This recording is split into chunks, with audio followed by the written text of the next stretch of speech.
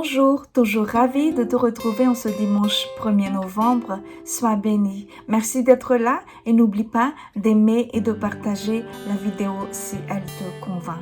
Nos textes d'aujourd'hui se trouvent dans Jérémie chapitre 18, versets 1 à 11, puis dans l'Épître aux Galates chapitre 5, verset 1, puis versets 4 à 10, et enfin dans l'Évangile selon Matthieu chapitre 5, versets 1 à 10. Et là, je t'invite à mettre pause et à lire tranquillement les textes. Quel point relie nos trois textes? Dans chacun de nos trois textes, il y a une idée qui commence par ces mots « Heureux es-tu si ». Le premier, celui de Jérémie, dit « Heureux es-tu si mes mains de potier te façonnent, dit Dieu. Heureux es-tu, tu vas être magnifique, parfait. » Le deuxième, celui de Galates, dit « Heureux es-tu si tu persévères dans la foi en Jésus. Tu vas être vraiment libre. » Le troisième dit « Heureux es-tu si tu es doux, si tu pleures, si tu as soif de justice, si tu es miséricordieux, si tu as un cœur pur, si tu travailles pour la paix, si tu ne sais pas tout déjà. Heureux es-tu car tu recevras ta récompense. Tu recevras ce qui te manque. » Nous avons sûrement déjà entendu beaucoup de messages sur la nécessité pour nous, chrétiens, d'endurer des épreuves. Nous devons persévérer, tenir dans la souffrance, nous laisser sculpter et montrer à Dieu que notre foi en lui est réelle et solide. Et c'est le message pour nous aujourd'hui. Nous sommes invités, exhortés à tenir dans l'épreuve. L'apôtre Paul a dit que l'affliction produit la persévérance, la victoire dans l'épreuve, et cette victoire produit l'espérance. Pour aujourd'hui, je suis attirée par cette image du potier dans notre texte de Jérémie. Et remarquez deux choses. La première, c'est de voir que ce potier fait vraiment des pieds et des mains pour perfectionner son œuvre. Et la deuxième, c'est la suite. L'œuvre de Dieu a une suite. L'œuvre de Dieu se voit, se manifeste par une suite qui est tout simplement la vie. Car en effet, il nous forme à partir de l'argile, mais ensuite il met le souffle en nous et après nous devenons vivants. À partir du moment où nous recevons son souffle, nous n'arrêterons plus de bouger, d'être en vie. En tout cas, nous sommes censés être vivants. Ce souffle, c'est Jésus qui nous l'apporte. Et si nous n'acceptons pas Jésus véritablement, nous resterons juste de l'argile sans vie. Nous arrêtons net l'œuvre parfaite de Dieu. Et son intention, son projet ne verra pas le jour. Oui, c'est une collaboration que Dieu veut. Et nous avons une part, non pas à jouer, mais juste à vivre si nous adhérons à son projet parfait qui nous concerne. Je disais que ce sculpteur-là fait des pieds et des mains. Il utilise beaucoup de ressources. Le texte dit que ce potier travaillait autour.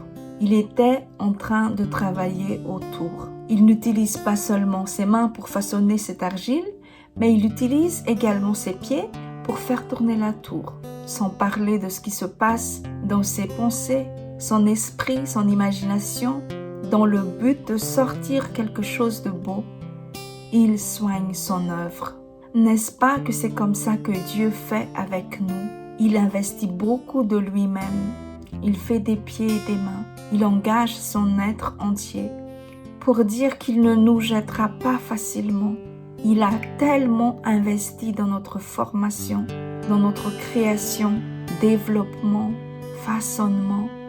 Le poids de son engagement, ce sont ses yeux qui sont embués de larmes, qui regardent son fils innocent mourir à la croix. Faut le faire. C'est la preuve de son amour pour nous. Il nous aime vraiment.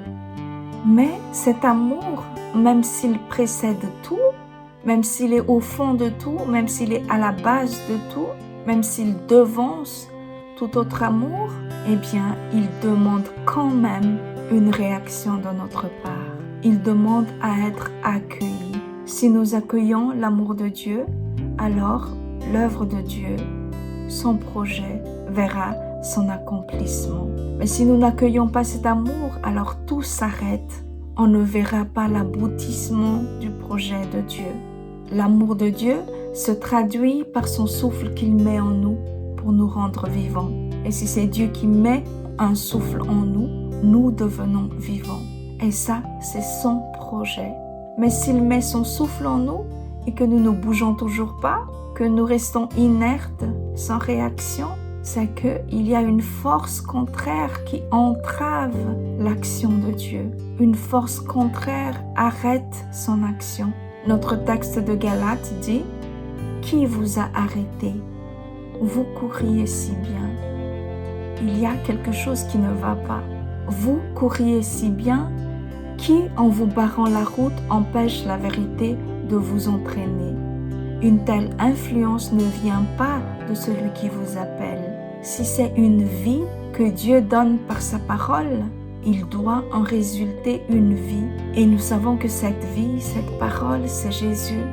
Refuser Jésus, c'est refuser la vie. Le piège, c'est vraiment de croire que quand Dieu a fini de sculpter l'argile, il a fini son œuvre. Non, il n'a pas fini. Il faut encore recevoir le souffle et se lever, se mettre debout, découvrir quel être merveilleux nous sommes, quel chef-d'œuvre nous sommes, s'extasier et rendre gloire au Créateur, rendre gloire à celui qui nous a façonnés et voir, accepter, se rendre compte, se convaincre qu'il a vraiment fait un bon travail. Peut-être que tu n'es pas d'humeur à t'extasier parce que tu es dans l'épreuve. Oui, ça peut faire mal quand il nous façonne. Peut-être que tu es vraiment défait, mais le bon potier est obligé de défaire avant de refaire. Non, il ne laisse pas son œuvre pas beau. Il le défait et il le refait. Il le refait magnifique. Il ne faut pas qu'on sombre dans la pitié de soi.